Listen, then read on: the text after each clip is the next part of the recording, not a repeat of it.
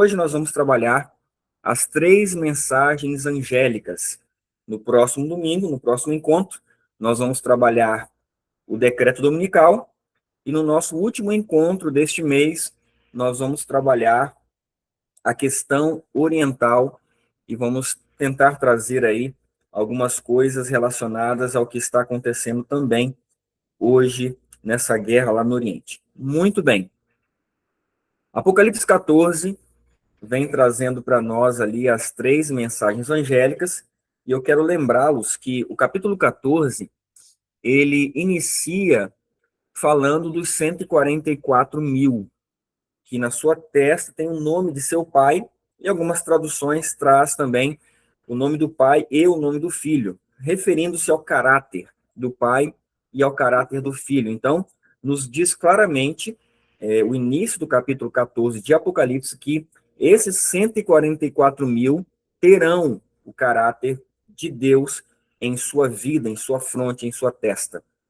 E aí, no decorrer do capítulo, vem dizendo que esse grupo especial de Deus, essa elite ali de Deus no tempo do fim, ele não terá engano em sua boca, porque não se contaminaram com mulheres, e aqui a interpretação aqui está justamente relacionada com a verdade presente. Esse grupo não se contentou com as interpretações bíblicas de homens, e ele quis ir direto à fonte, entendendo que Deus concedeu a ele essas verdades, e ele se apega a essas verdades. E aí, então, nós vemos, a partir do verso 6, o início da primeira mensagem angélica, ali, o verso 6 e o verso 7 de Apocalipse, capítulo 14. E é justamente que nós vamos dar uma olhadinha para nós iniciarmos aqui a nossa mensagem dessa noite. Eu quero convidar a todos a não se preocuparem com o horário, para que nós possamos explorar tudo aquilo que nós preparamos para esta noite.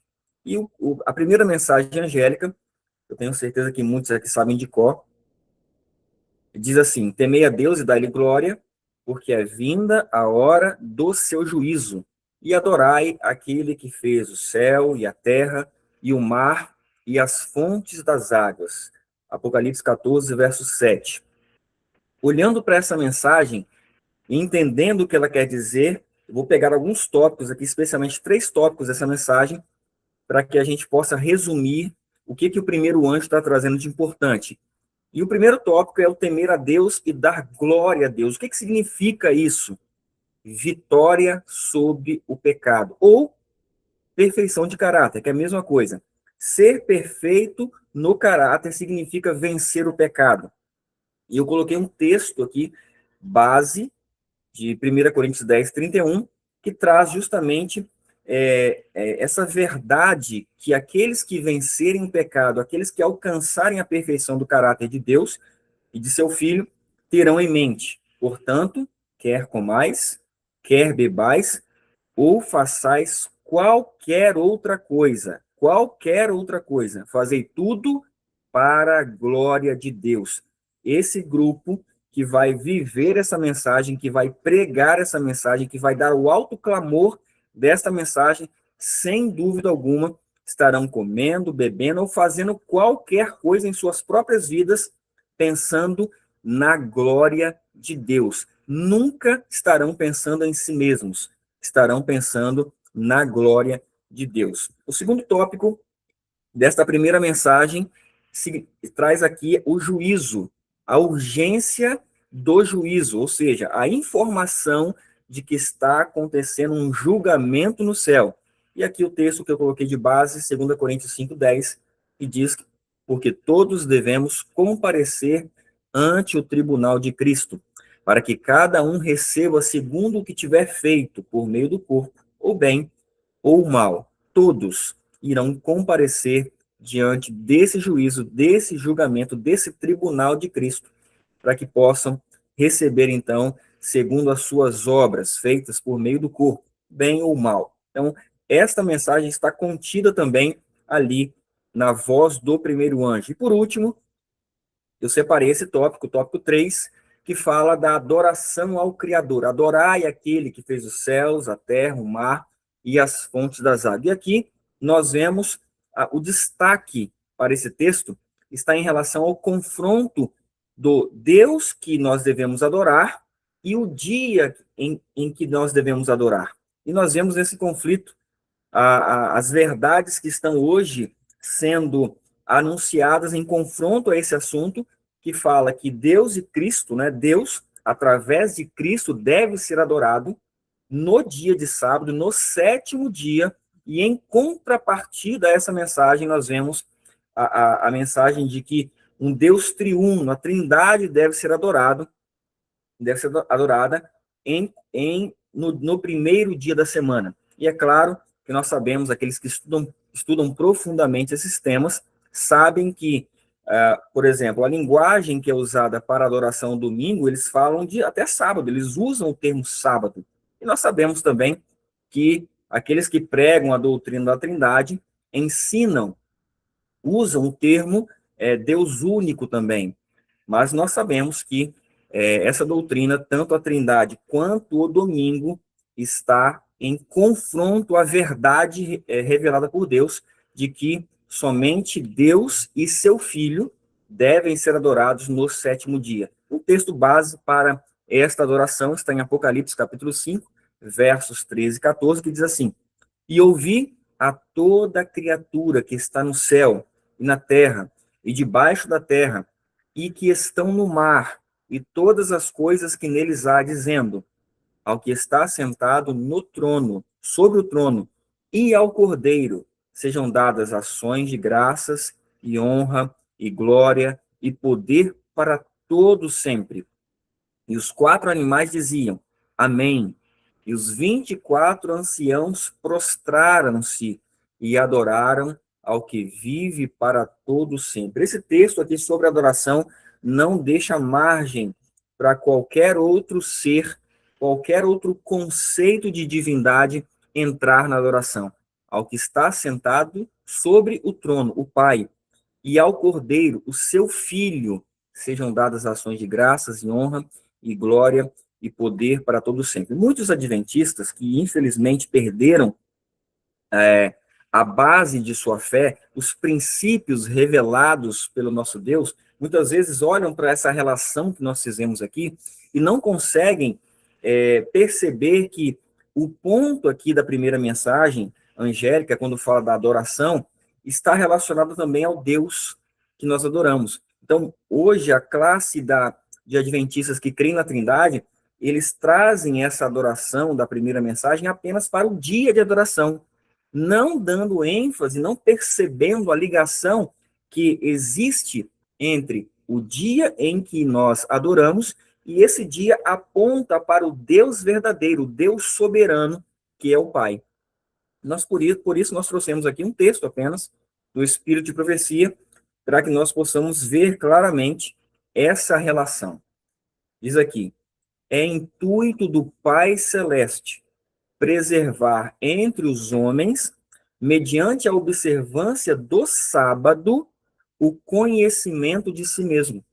Seu desejo é que o sábado nos aponte a ele como o único Deus verdadeiro, e pelo conhecimento dele, do Pai Celeste, possamos ter vida e paz. Então, quando nós falamos da guarda do sábado, da adoração no dia certo, nós temos que entender que isso está diretamente relacionado com o Deus verdadeiro, porque o sábado verdadeiro precisa apontar para a adoração ao Deus verdadeiro. Então, não tem como nós errarmos em qualquer um desses aspectos. Se nós errarmos no dia de adoração, nós estamos fora da primeira mensagem angélica. Como também, se nós errarmos ao Deus que nós adoramos, nós também estamos sendo condenados pela primeira mensagem angélica. Muito bem. Então, aqui está um resumo da primeira mensagem angélica e nós vamos entrar agora, então, na segunda mensagem, que é uma denúncia a todo o sistema doutrinário falso. Quando nós entendemos a verdade presente que Deus revelou ao seu povo, a partir ali de 1844, e nós aceitamos essas mensagens, essas verdades, e nós vivemos essas mensagens, e nós pregamos essas mensagens, automaticamente caiu Babilônia, aquela grande cidade que a todas as nações deu a beber do vinho da ira da sua fornicação.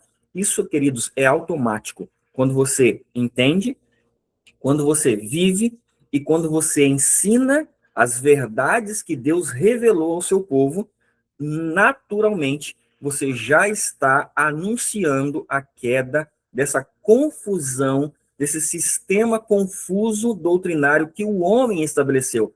E aqui eu me refiro a todos os credos religiosos existentes nas organizações religiosas hoje. Todos os credos. Porque aquilo que não parte de Deus, aquele corpo doutrinário que não vem diretamente de Deus, ele se torna um credo estabelecido pelos homens. E é por isso que o tema que nós estudamos ontem, relacionado ao tempo do fim e à verdade presente, é de extrema importância para que nós possamos avançar para os assuntos que nós vamos trabalhar hoje e também iremos trabalhar nos nossos próximos encontros. Então, a segunda mensagem angélica, ela é natural. Viveu a primeira, pregou a primeira, naturalmente você já está anunciando a queda do sistema babilônico. E quando nós falamos disso, queridos, é uma mensagem muito dura. Os membros, por exemplo, da organização adventista, hoje, eles ouvem isso com espanto. Por que eles ouvem com espanto? Porque na mente deles, fazer parte da organização e crer naquilo que esta organização está ensinando hoje é fugir de Babilônia, quando, na verdade, não é isso. E Ellen White avisou isso. Ela avisou. É por isso que eu quero ler aqui com vocês, relacionado à segunda mensagem, esses dois textos aqui. Um que está em Lucas, capítulo 3, do verso 7 ao 9, que vai trazer a realidade ali de João Batista na época de Cristo. Olha o que ele dizia na época. Dizia, pois, João, a multidão que saía para ser batizada por ele. Que multidão era essa, queridos? Era a multidão de judeus. Era o povo que aguardava o Messias. E ele dizia bem assim, olha, raça de víboras, quem vos ensinou a fugir da ira que está para vir? Produzi, pois, frutos dignos de arrependimento. E não comeceis a dizer em vós mesmos, temos Abraão por pai. Porque eu vos digo que até destas pedras pode Deus suscitar filhos a Abraão. E também já está posto o machado à raiz das árvores. Toda a árvore, pois, que não dá bom fruto, corta-se e lança-se no fogo. Queridos, era uma mensagem assustadora para aquele povo, para aqueles líderes do povo judeu, do povo de Israel. Por quê? Porque eles se achavam filhos de Abraão, se gabavam por isso, mas, na verdade, era uma falsa ilusão, por serem da descendência de Abraão, que eles estavam fazendo parte ali do povo de Deus. Então, eles precisavam produzir frutos de arrependimento, reconhecer o próprio estado afastado de Deus, reconhecer o Messias também, o verdadeiro Messias, e aí sim, serem reconhecidos como filhos de Abraão. Naquela época, essa mensagem foi muito dura. Hoje, Deus precisa levantar pessoas no mesmo espírito de João Batista, porque também não é fácil dar essa mensagem para aqueles que se acham filhos do Adventismo, filhos de Abraão, e se gabam disso só por pertencerem a uma instituição religiosa. Ellen White avisou, ela escreveu o seguinte: se nos volvermos do testemunho da palavra de Deus e aceitarmos falsas doutrinas, porque nossos pais as ensinaram, ela diz, caímos sob a condenação pronunciada sobre Babilônia. Estamos bebendo o vinho de suas abominações. É uma mensagem dura, mas é uma mensagem necessária. Nós não podemos amenizar a mensagem por não querer termos problemas. João Batista teve problema. naquela época, com os líderes de Israel, com o Estado daquela época. Por quê? Porque dava a mensagem fielmente, com amor, com carinho, no momento certo, mas ele clamava em alta voz. Queridos, as três mensagens angélicas, elas foram dadas já no início do Adventismo, mas elas estão sendo repetidas com muito poder hoje, e esse poder vai aumentar cada vez mais à medida que o povo de Deus entende o que nós falamos na semana passada, vive essas verdades e Deus derrama sobre eles o seu Santo Espírito. Essa mensagem vai se tornar um alto clamor e nós precisamos nos preparar para isso. E é justamente nesse aspecto que eu quero entrar agora na terceira mensagem angélica. Porque a terceira mensagem angélica, ela não é apenas uma teoria. A terceira mensagem angélica, ela vai trazer o poder necessário para que prepare um povo para o desfecho do grande conflito. E a terceira mensagem angélica, ela está descrita ali a partir do verso 9 do capítulo 14 até o verso 12. Diz assim: E seguiu-os o terceiro anjo, dizendo com grande voz: Alguém adorar a besta e a sua imagem, e receber o sinal na sua testa ou na sua mão, também este beberá do vinho da ira de Deus, que se deitou não misturado no cálice da sua ira, e será atormentado com fogo e enxofre diante dos santos anjos e diante do Cordeiro. E a fumaça do seu tormento sobe para todo sempre, e não tem repouso, nem de dia, nem de noite, os que adoram a besta e a sua imagem, e aquele que receber o sinal do seu nome. Aqui está a paciência ou a perseverança dos santos. Aqui estão os que guardam os mandamentos de Deus e a fé de Jesus. É importante nós entendermos que essa mensagem do terceiro anjo, ela é uma mensagem não institucional apenas, mas uma mensagem individual. Se alguém adorar a besta, queridos, diante da primeira mensagem angélica, diante da queda de Babilônia na segunda mensagem angélica, que vai se tornar, como eu já falei, lá em Apocalipse 18, um alto clamor, nós precisamos entender de forma individual a terceira mensagem e viver de forma individual essa mensagem. É por isso que nós vamos adentrar agora com alguns pontos específicos em relação à terceira mensagem angélica, porque ela é a mensagem que vai nos preparar, que vai te preparar, vai me preparar, vai preparar a nossa família, o nosso povo para não receber a marca da besta quando ela vier. E nós vamos trabalhar justamente no próximo encontro a marca da besta. Mas vamos lá. Aqui em Primeiros Escritos, na página 254 e 255, Ellen White, falando da mensagem do terceiro anjo, ela diz o seguinte: o terceiro anjo encerra sua mensagem assim: aqui está a paciência dos santos. Aqui estão aqueles que guardam os mandamentos de Deus e a fé de Jesus. Ela comenta: ao dizer ele estas palavras, aponta para o santuário celeste.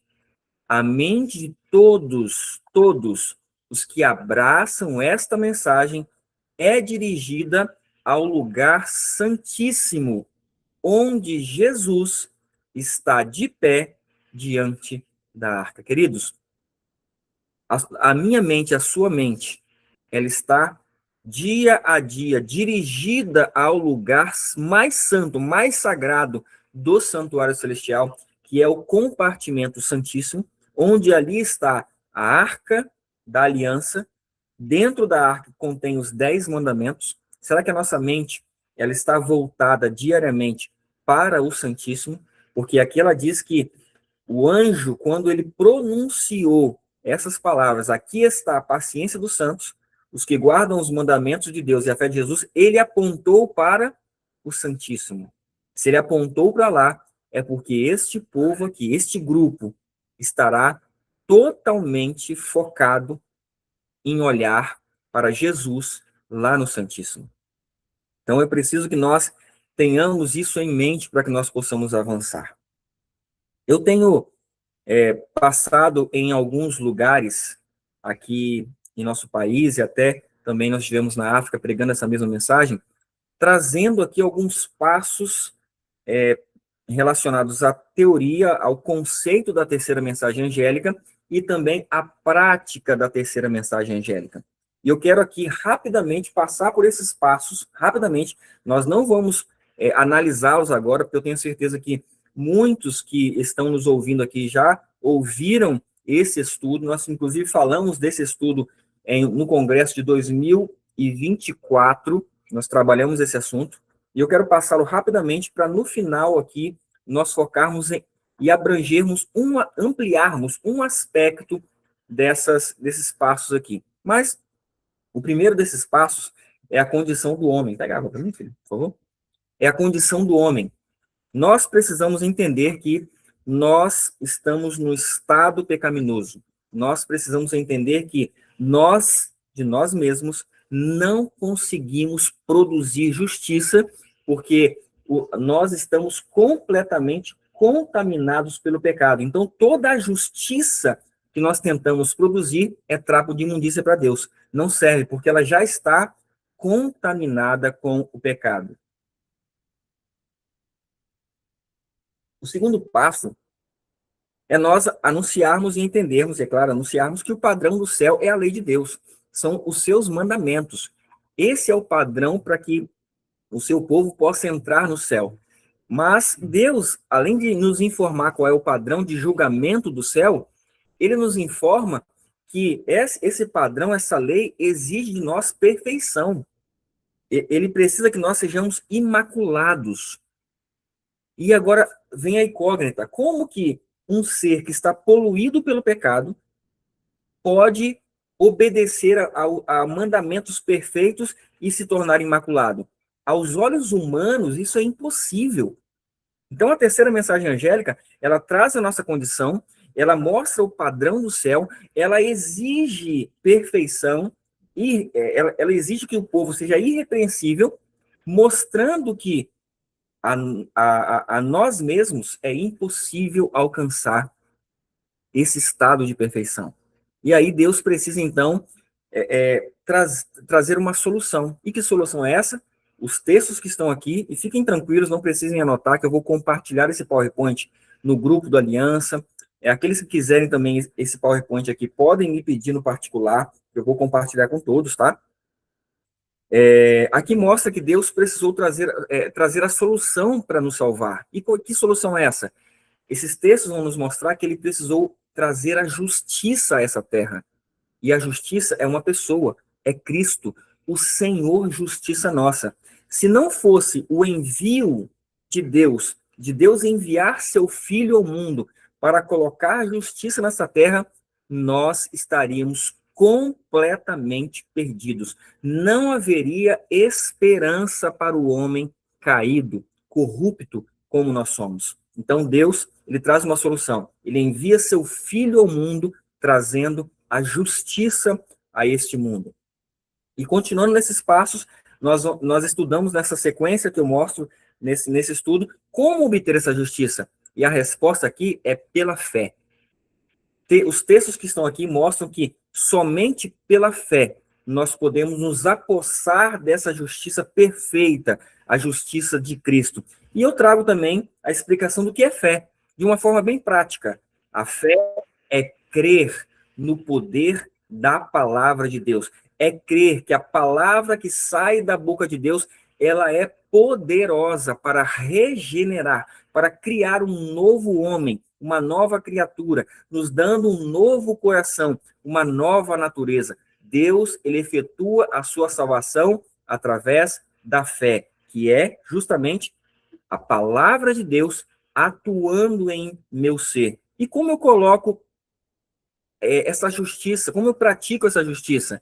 Lembrando que se a palavra de Deus é poderosa, eu preciso reclamar essa justiça. Eu preciso reclamar essas promessas de Deus. Eu preciso dizer: Senhor, dize apenas uma palavra e eu ficarei curado do meu defeito.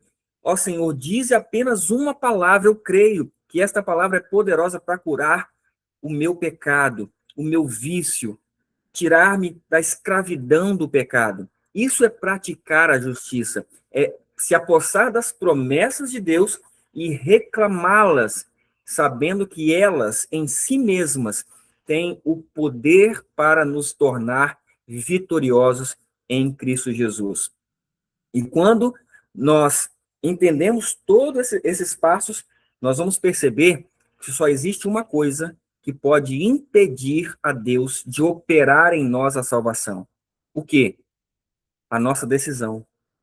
Exercer o poder da vontade, da escolha.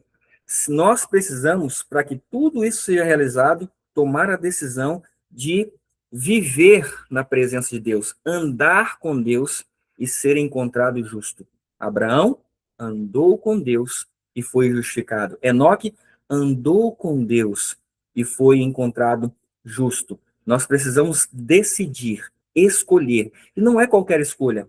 É uma decisão de colocar essa luta, essa batalha, colocar essas verdades como prioridade em nossa vida. Os 144 mil, eles estarão olhando para o Santíssimo, apesar de estarem trabalhando, apesar de estarem resolvendo as suas coisas cotidianas, mas a mente deles está nesta obra, está no tempo do fim. Eles sabem, queridos, a importância deste tempo do fim. Eles sabem a importância de estar olhando para Jesus o tempo todo. Então, eles tomam a decisão, eles exercem a sua vontade e decidem praticar a justiça a todo instante.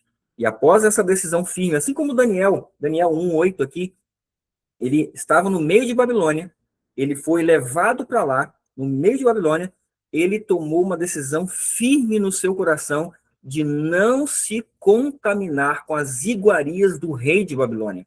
Assim, os 144 mil, os servos de Deus, também tomarão a firme decisão de não se contaminar com o vinho, com as iguarias da mesa do rei de Babilônia. Isso é exercer o poder da vontade. Se nós não exercermos esse poder da escolha, da vontade, nós não escolhermos firmemente tomar essa decisão, nós certamente não alcançaremos aquilo que Deus tem para cada um de nós.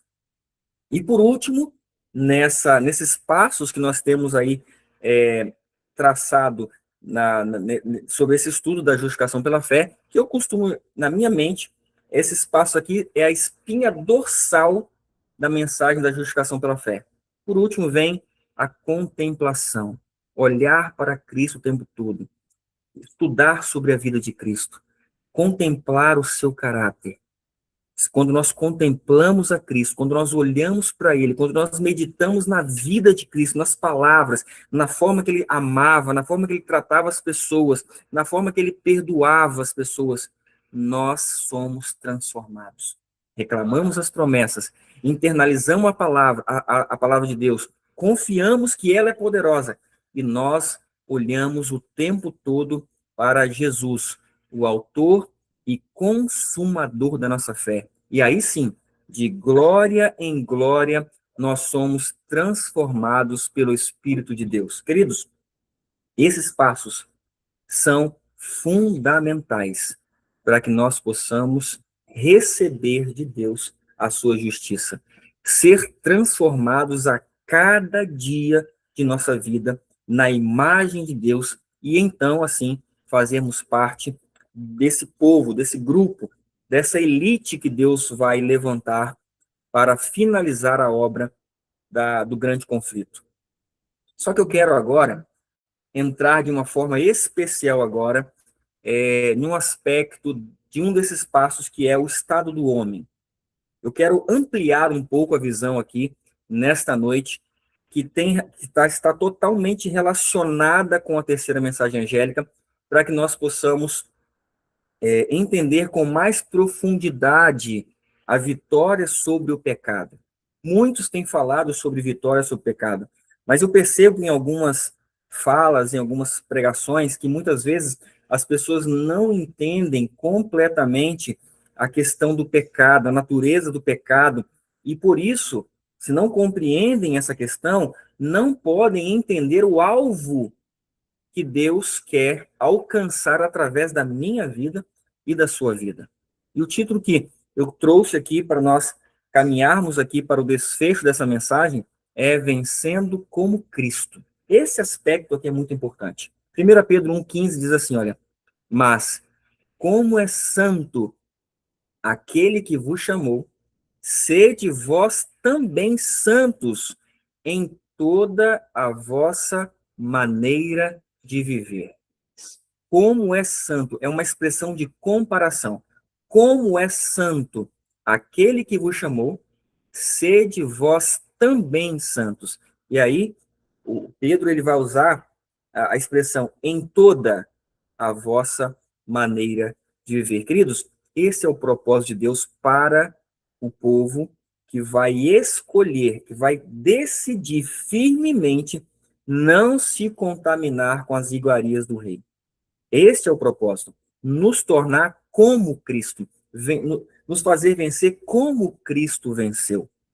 E é nesse aspecto que nós queremos aprofundar um pouco. Queridos, quando o pecado entrou no mundo através de Eva, depois Adão conscientemente escolheu pecar também, a partir deles, o ser humano nasceu contaminado pelo pecado. E o pecado, ele vem passando de geração em geração. Comentando sobre isso, sobre essa verdade, no livro Patriarcas e Profetas, Ellen White escreve o seguinte: visito a maldade dos pais nos filhos, até a terceira e a quarta geração daqueles que me aborrecem. Ela fala, é inevitável que os filhos sofram as consequências das más ações dos pais, mas não são castigados pela culpa deles, a não ser que participem de seus pecados. Dá-se, entretanto, em geral, o caso de os filhos andarem nas pegadas de seus pais, por herança, diz ela.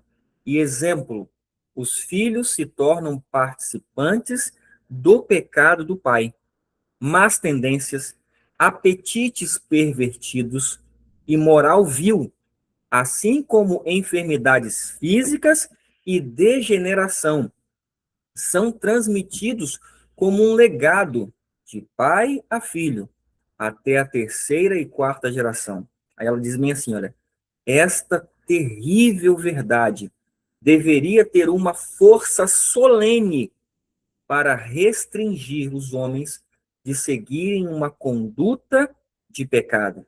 Esta terrível verdade deveria ter o quê? Uma força solene para restringir os homens de seguirem uma conduta de pecado. Por que, queridos, esta verdade deve trazer a nós uma força solene para restringir em nós condutas de pecado? Porque nós precisamos entender que nós temos por herança, nós recebemos por herança traços de caráter malignos. E é justamente isso que nós vamos trabalhar agora. Nós não temos que combater apenas as ações de nossa vida. É necessário muito mais do que isso. A vitória sobre o pecado não está relacionada apenas a atitudes exteriores. Ela está relacionada a uma vitória completa em nosso ser. É por isso que, quando nós entendemos esse aspecto, a nossa glória tem que ir ao pó. O nosso eu, o nosso egocentrismo tem que ser derrubado. Por quê? Nós vamos observar que a vitória sobre o pecado não tem a ver com aparência, tem a ver com muito mais do que isso. E é nesse aspecto que eu quero entrar agora. Os que são, diz aqui no Ciência do Bom Viver, o que são os pais, em grande parte, hão de ser os filhos. As condições físicas dos pais, suas disposições e apetites, suas tendências morais e mentais são, em maior ou menor grau, reproduzidas em seus filhos. Olha que terrível isso. Então, todos nós, quando já nascemos neste mundo, já trazemos uma carga daquilo que são as tendências morais e mentais dos nossos pais, das nossas gerações anteriores. É por isso que quando nós olhamos para os nossos filhos, ou mesmo quando nós ouvimos relatos de quando nós éramos crianças, sem ter o poder do discernimento da escolha, nós já vemos a manifestação do mal, nós já vemos a manifestação do egoísmo, da disputa, do querer ser melhor, do apetite depravado ali, desregulado. Todas essas coisas nós vemos nas crianças já. Por quê? Porque em menor ou maior grau, essas disposições dos seus pais, essas tendências, mas já se reproduzem em seus filhos. Ellen White diz o seguinte, nessa direção: há uma ciência do cristianismo por ser conquistada. Observem isso, queridos. Há uma ciência do cristianismo por ser conquistada. Uma ciência tanto mais profunda, mais ampla, mais alta do que qualquer ciência humana, quanto os céus são mais elevados do que a terra. A mente tem que ser disciplinada, educada, treinada, pois devemos prestar serviço a Deus por maneiras, presta atenção agora, que não se acham em harmonia com a inclinação inata. Há tendências para o mal hereditárias e cultivadas que têm de ser vencidas. Essa ciência que o cristianismo precisa conquistar está relacionada de que o serviço que Deus está pedindo para que nós prestemos a ele, não se acha em harmonia com a inclinação inata que nós recebemos. O que é a palavra inata? O que significa? Eu trouxe aqui do dicionário para nós aprofundarmos aqui, para vocês entenderem a gravidade da situação do pecado. A palavra inata, essa inclinação inata, significa que faz parte do indivíduo desde o seu nascimento, congênito, que nasce com o indivíduo, inerente, características inatas, que não depende do aprendizado, não depende da experiência prática, nem de sofrer influência externa. Refere-se especialmente ao que é inerente ao espírito humano, ou seja, já é natural ao ser humano desde o seu nascimento. Então, o serviço que nós vamos prestar a Deus precisa combater essa inclinação ao mal que está inata, que faz parte do nosso ser quando nascemos. Por isso Davi falou: em pecado fui concebido, em pecado me concebeu minha mãe. Sabe, queridos, nós precisamos entender até onde Deus quer atingir na vitória sobre o pecado. Ele vai atingir o seguinte: há nas crianças e jovens toda espécie de caráter a tratar, e eles têm mente impressionável. Muitas das crianças que cursam nossas escolas não receberam em casa a devida educação. Algumas foram deixadas à vontade para fazer o que lhes aprazia. Outras foram criticadas e desanimadas. Bem pouco de agrado e animação lhes foram mostrados. Poucas foram as palavras de aprovação a elas dirigidas. Ela diz o seguinte: essas crianças, elas herdaram o caráter imperfeito dos pais. Essas crianças herdaram o caráter imperfeito dos pais. E a disciplina doméstica não foi de nenhuma eficácia na formação do caráter correto. Observe, Ellen White está dizendo que caráter imperfeito é herdado pelo ser humano. Nós não herdamos caráter perfeito, caráter igual ao de Deus, igual ao de Cristo. Nós herdamos, pelo contrário, um caráter imperfeito de nossos pais. E isso vem se passando de geração em geração. E nós já nascemos com traços de caráter imperfeito dos nossos pais. E agora eu pergunto: Defeito de caráter é pecado? Olha que pergunta interessante para a gente raciocinar. Defeito de caráter é pecado? Vamos ver o que Ellen White responde em Parábolas de Jesus. Deus somente aceitará os que estão decididos a ter um alvo elevado. Coloca cada agente humano sob a obrigação de fazer o melhor. De todos é requerido perfeição moral. Nunca devemos abaixar a norma de justiça com o fim de acomodar a prática do mal, tendências herdadas ou cultivadas. Aí ela termina bem assim, olha, precisamos compreender que imperfeição de caráter é pecado. Então nós nascemos em pecado. O pecado está já nos traços de caráter da criança quando ela nasce. Então, o ponto aqui é, Deus ele quer combater somente as nossas ações ou ele quer tirar de nós também essas inclinações ao mal? A vitória sobre o pecado está relacionada somente à prática do pecado ou está relacionada também às tendências herdadas e às tendências cultivadas para o mal que todos nós herdamos quando nascemos? Olha que interessante. Existem tendências, queridos, que são herdadas e elas também, além de ser herdadas, terem aqueles traços já imperfeitos dos pais, elas são também cultivadas pelas crianças. Nós precisamos entender que imperfeição de caráter é pecado. E a vitória sobre o pecado precisa estar relacionado com esse aspecto profundo que a palavra de Deus está nos trazendo.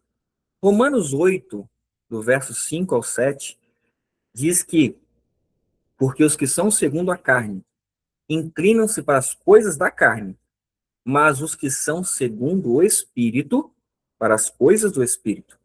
Porque a inclinação da carne é morte, mas a inclinação do Espírito é vida e paz. Agora observe. Porquanto, a inclinação da carne é o quê? Inimizade contra Deus. Pois essa inclinação não é sujeita à lei de Deus, nem em verdade pode ser. Observe, então, que no combate contra o pecado, a vitória, o vencer como Cristo, tem a ver, está relacionada com a vitória sobre as inclinações para o mal, as tendências para o mal, quer sejam as herdadas ou quer sejam as cultivadas. Entendem isso? Então, quando nós analisamos o nosso coração, quando nós analisamos o nosso próprio ser, a nossa própria vida, Deus ele vai identificar não só os pecados que nós cometemos dia a dia, mas ele vai identificar as inclinações que nós temos para o mal, porque ele quer eliminar do nosso caráter, de nossa natureza, essas inclinações para o mal. Repito, quer tenha sido herdada de nossos pais, quer tenha sido cultivada por nós.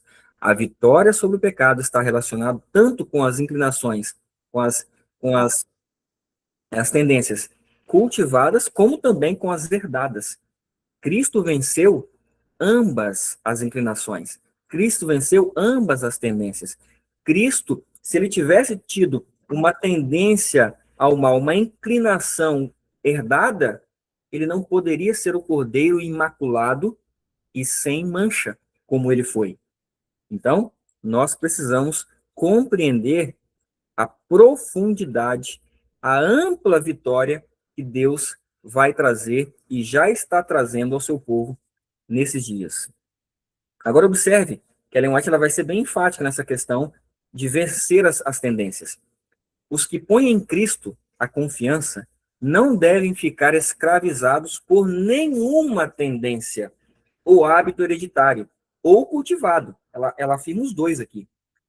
Em lugar de ficar subjugados em servidão à natureza inferior, devem reger todo o apetite e paixão. Deus não nos deixou a lutar com o mal em nossa própria limitada força. Sejam quais forem nossas tendências, herdadas ou cultivadas para o erro. Ela fala bem assim, olha, podemos vencer mediante o poder que ele nos está disposto a comunicar. Olha que mensagem, que texto maravilhoso. Nós podemos vencer tanto as tendências, as inclinações herdadas ou cultivadas para o erro, para o mal, para o pecado, porque Cristo venceu ambas as tendências, tanto as herdadas quanto as cultivadas. Ele precisava vencer essas tendências para que pudesse, então, ser o nosso perfeito exemplo. E não só exemplo, para que ele pudesse ser a nossa vitória, para que ele pudesse ser a nossa justiça. Ele precisava eliminar tanto tendências herdadas quanto tendências cultivadas, para que ele possa nos dar, então, a vitória. Mente, caráter e personalidade, ela diz assim, olha, a genuína conversão muda o quê? Tendências hereditárias e cultivadas para o mal. A genuína conversão não muda somente as nossas ações, não muda somente os nossos pensamentos, não muda somente os nossos sentimentos, ela muda um ser completo, as tendências, as inclinações, tanto hereditárias para o mal, aquelas que nós herdamos, quanto aquelas que nós cultivamos durante a nossa vida. Queridos, Cristo, ele foi completamente convertido desde o seu nascimento. Olha que interessante. Se nós pensarmos diferente em relação a essa questão, é como se Cristo não tivesse vencido algum tipo de tendência, tá? Então, se alguém perguntar, Cristo tinha tendências para o mal? Eu já fiz essa pergunta para alguns. Alguns respondem assim, não, ele tinha tendências hereditárias. Ele não tinha cultivadas porque ele nunca caiu. Existe uma linha de raciocínio que diz isso. Existe uma linha de pensamento em relação a Cristo que traz essa ideia de que Cristo venceu somente as tendências cultivadas, mas ele tinha tendências hereditárias para o mal. Queridos, isso é um pensamento completamente equivocado da vitória sobre o pecado. O poder de Cristo, a natureza de Cristo, o seu espírito vence, quando nos converte, tanto as hereditárias quanto as tendências cultivadas para o mal. Nós precisamos ter essa convicção. Nós precisamos ter essa certeza. E como que se dá isso? Como que se dá essa vitória? Como que acontece em nós essa vitória? Ela explica. Não precisamos conservar uma propensão pecaminosa. Ao participarmos da natureza divina, as tendências herdadas e cultivadas para o mal são o quê? Separadas do caráter. E somos tornados uma força viva para o bem. Cristo era uma força viva para o bem. Assim como Cristo foi, aqueles que vencerem também serão. Olha que promessa grandiosa e maravilhosa para nós, queridos. Quando nós participamos da natureza divina, todas as tendências, tanto herdadas quanto cultivadas para o mal, são completamente separadas do caráter. E então nós passamos a ser uma força viva para o bem. Ela diz em parábolas de Jesus, o caráter nobre é ganho por esforço individual, mediante os méritos e a graça de Cristo. Deus dá os talentos e as faculdades mentais. Nós formamos o caráter. É formado por quê? Por combates árduos, reídos com o próprio eu. As tendências herdadas devem ser banidas por um conflito após outro na prática. quando nós falamos de tendências herdadas, e principalmente quando elas foram cultivadas por uma má educação que nós tivemos, pelos nossos pais não terem, como deveriam, repreendido essas tendências herdadas ainda quando éramos crianças, nós teremos grandes conflitos conosco mesmo quando nós entramos nessa luta. Quando nós escolhemos, como fez Daniel, não compartilhar dessas iguarias da mesa do rei, desses pecados, dessas tendências, dessas inclinações herdadas, elas devem ser banidas, queridos. Devemos, o texto continua, devemos esquadrinhar-nos detidamente e não permitir que permaneça traço algum incorreto. Essa é a vitória que Deus tem para o seu povo. Não é meia vitória, é uma vitória completa. Ela diz assim, olha, é porque Cristo tomou a natureza humana, ou seja, é porque Cristo encarnou, assumiu a nossa natureza caída, que homens e mulheres se tornam participantes da natureza divina. Ele, Cristo, traz a luz, a vida e a incorrupção pelo Evangelho eterno, pelas promessas, pela sua palavra. Nós nos tornamos participantes da natureza divina pelos méritos de Cristo. Por quê? Porque ele nasceu do Espírito aqui nessa terra.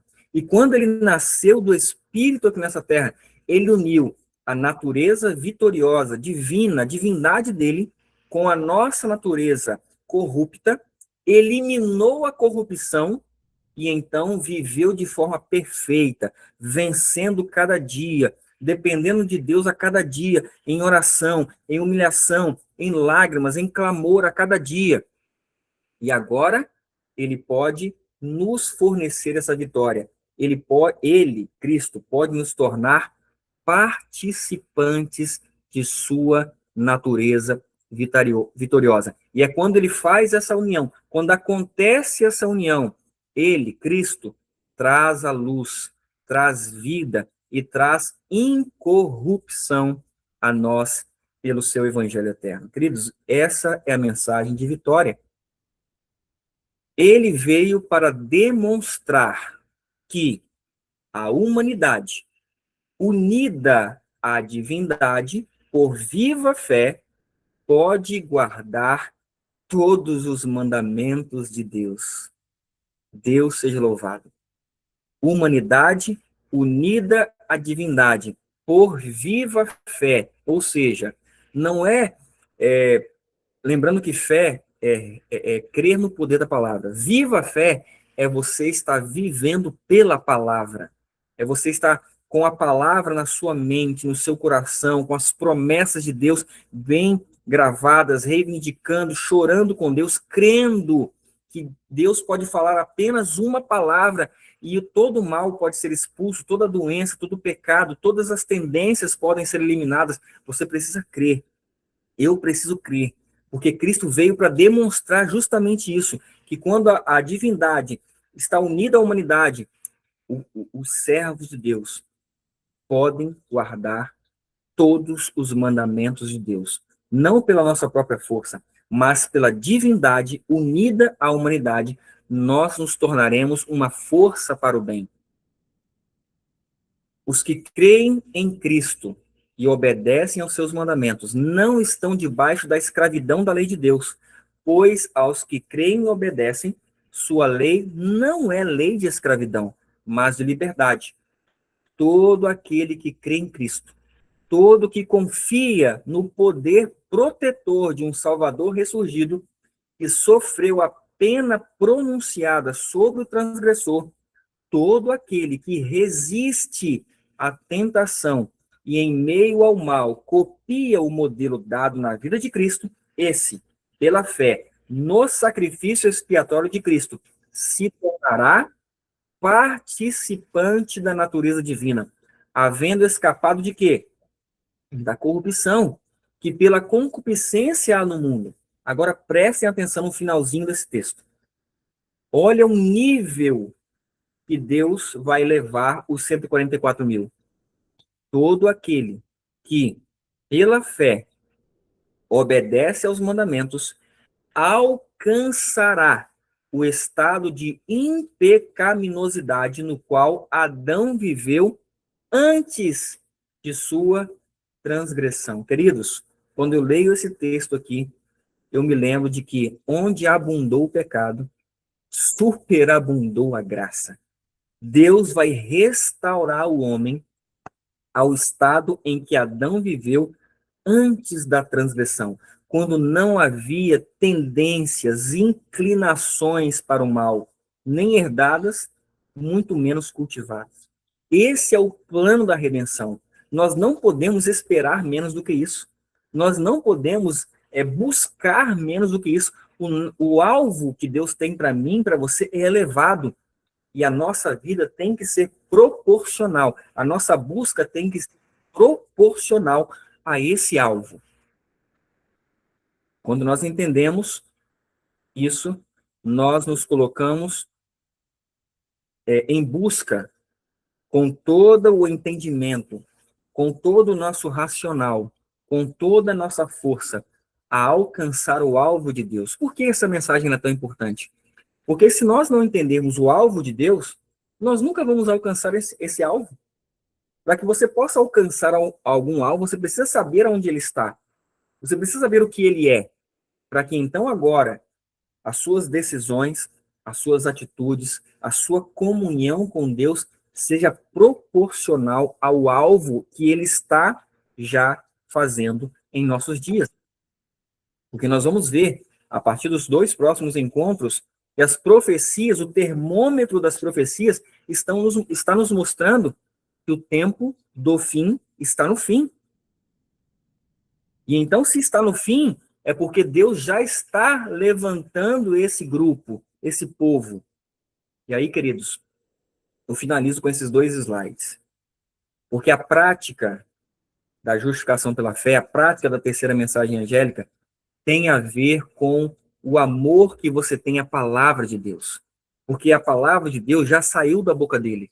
Já é um poder vivo à nossa disposição agora. Não é ontem, não é amanhã, é agora. Será que você tem amado essa palavra? Olha o que Ellen White diz aqui. A mente terrena não encontra prazer na contemplação da palavra de Deus, mas, para o que foi renovado pelo Espírito Santo, irradiam da página sagrada, divina, beleza e luz celestial. Aquilo que, para o espírito terreno, eu quero que você avalie nessa noite se você ainda tem o espírito terreno. Aquilo que, para o espírito terreno, era um deserto, a mente espiritual se torna uma terra de correntes vivas. A palavra de Deus precisa ser uma corrente viva para nós. Querido, se você ainda não tem amor à palavra, se você ainda não tem amor ao evangelho eterno, a palavra que já saiu da boca de Deus, que é viva e poderosa para arrancar de nós as nossas tendências herdadas e cultivadas, nós precisamos hoje nos ajoelhar, nos jogar aos pés de Cristo e chorar com ele: Senhor, muda o meu coração. Me ensina a amar a tua palavra. Me ensina a valorizar mais a tua palavra do que qualquer outra coisa neste mundo. Nós precisamos, queridos, entender o processo em que Deus está fazendo essa obra no seu povo hoje. O último texto diz assim: há os que professam servir a Deus, ao mesmo tempo que confiam em seus próprios esforços para obedecer à sua lei, formar um caráter reto e alcançar a salvação. Seu coração não é movido por uma intuição profunda do amor de Cristo, mas procuram cumprir os deveres da vida cristã como uma exigência de Deus a fim de alcançarem o céu. Semelhante religião nada vale. Quando Cristo habita o coração, a alma de tal modo se encherá de seu amor e da alegria da comunhão com ele. A ele se apegará, e em sua contemplação será esquecido o próprio eu. O amor de Cristo será a mola das ações. Observem isso, queridos. O amor de Cristo será a mola das nossas obras. Os que se sentem constrangidos pelo amor de Deus não perguntam quão pouco deverão dar para satisfazer as exigências de Deus. Não indagam qual a mais baixa norma, mas o que eles aspiram? A perfeita conformidade com a vontade de seu Redentor. Com um sincero desejo, renunciam a tudo, manifestando um interesse proporcional ao valor do objeto que buscam. Uma profissão de Cristo, sem este profundo amor, é mero palavreado, é formalidade vã, pesada e desagradável tarefa. O alvo é alto. E quando nós entendemos e contemplamos o amor de Cristo por nós, o que ele fez por nós, nós não vamos ficar tentando levar um cristianismo e nos preocupando assim, isso aqui está suficiente, não, está bom já. Não, nós vamos querer mais. Com um desejo sincero, nós vamos renunciar tudo que Deus pedir. Para quê? Para que realmente seja manifestado em nós o valor proporcional do objeto em que nós buscamos, que é, qual é o objeto que nós buscamos? Honrar a Deus, honrar a Cristo em seu caráter. Esse é o objeto. E isso consiste em renunciar tudo que temos, para que até as tendências para o mal, herdadas ou cultivadas, sejam completamente eliminadas e nós sejamos, nas mãos de Cristo, uma força para o mal. Eu finalizo parafraseando Apocalipse 14, verso 12. Aqui, nesta mensagem, no viver essa mensagem, aqui está a perseverança dos 144 mil. Aqui estão os que guardam os mandamentos de Deus e a fé de Jesus. Que o Senhor te abençoe e te guarde, que o Senhor faça resplandecer sobre a sua vida o seu caráter, e nós possamos assim erguer a nossa cabeça, porque realmente a nossa redenção, queridos, se aproxima. É o meu desejo e a minha oração.